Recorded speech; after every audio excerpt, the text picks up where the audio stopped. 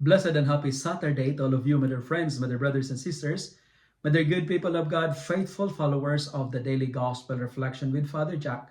My dear kababayans, today is September 14, 2024, and today we celebrate the feast of the exaltation of the Holy Cross.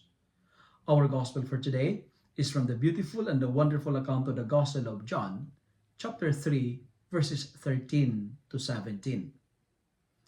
During the time of Jesus, dying on the cross is the most horrible form of dying. Crucifixion is the most supreme penalty given to the worst criminals. It is a shame to be crucified. It's a public scandal. But Jesus accepted this form of dying not because he is guilty. He accepted this horrible form of punishment to show us the nobility of God's love. The cross is his concrete proof of unconditional love for humanity. The cross became glorious because of Jesus.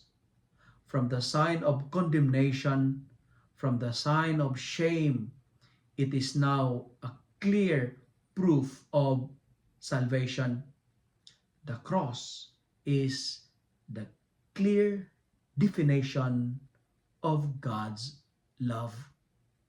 That's why in our gospel it says, "For God so loved the world that he gave his only begotten Son, so that everyone who believes in him may not perish, but may have eternal life."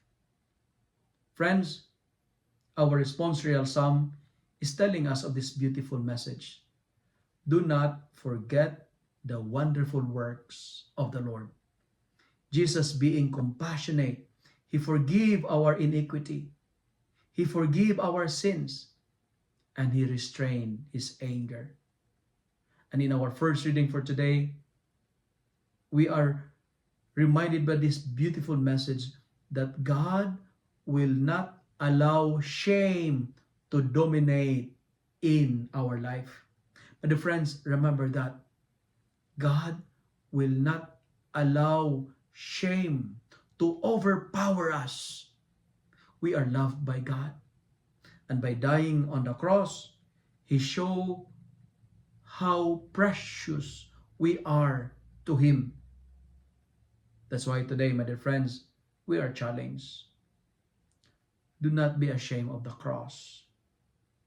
Do not be ashamed to make a public, a sign of the cross in public.